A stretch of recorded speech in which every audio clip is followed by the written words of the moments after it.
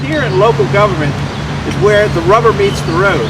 This is where we have to provide for the emergency services, we have to provide for police services, parks and recreation, social services. All the things are really instigated here. They make a lot of rules and regulations in Washington and Richmond, but when it comes down to it, here's where this has to be implemented.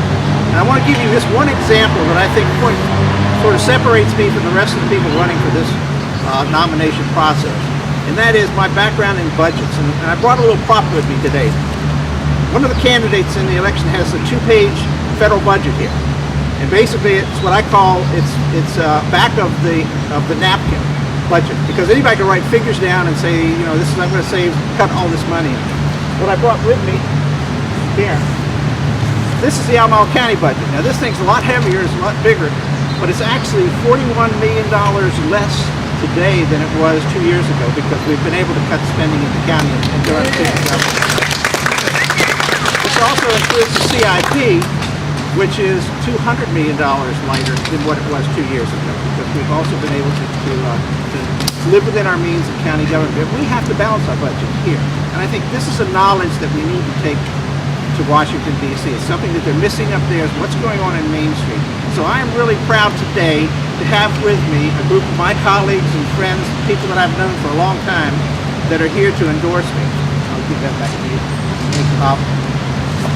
But it's not just them, it's people on Main Street. I'm sorry that Mary Lou Stavini couldn't come. She was going to try and make it today, but she's a local business person here.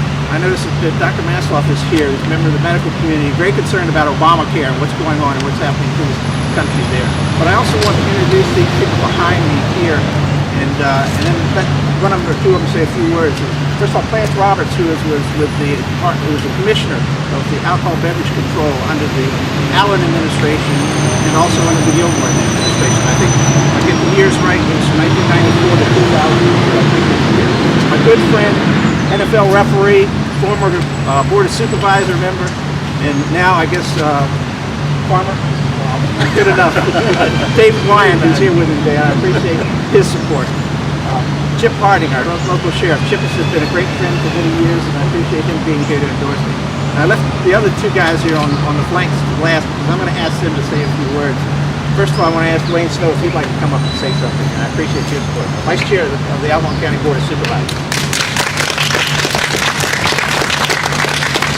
Well, I am happy to be here to endorse Ken Boyd.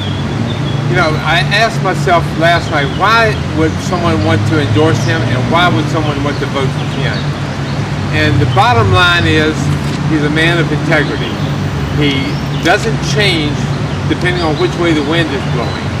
I think he's the type of individual that would go to Washington and he would not try to fit in with the elite crowd and the movie stars and all of those type of individuals, but he would do all that he can do to do the right thing at the right time rather than try to become one of the good old boys.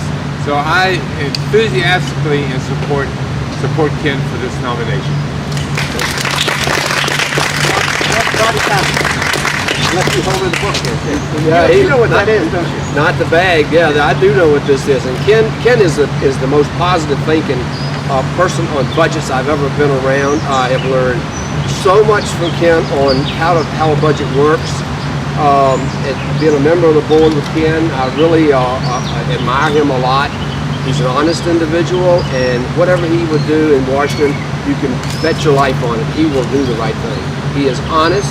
His integrity is endless. It's just he's such a good person that he will do the right thing. So I support Ken full-heartedly, and wish him the best of luck. And let's get behind him and push this thing along. All right, thank you. You know, it is great to have both the opportunity to work with people like the ones behind me and the many people here in Albemarle County, as well as throughout the state. And I want to try throughout the district. And I want to next move on to Congress so that I can bring the ideals and thoughts of American people, the people in the 5th District, and represent them in Washington. I don't think that's something that we've had happening for some time.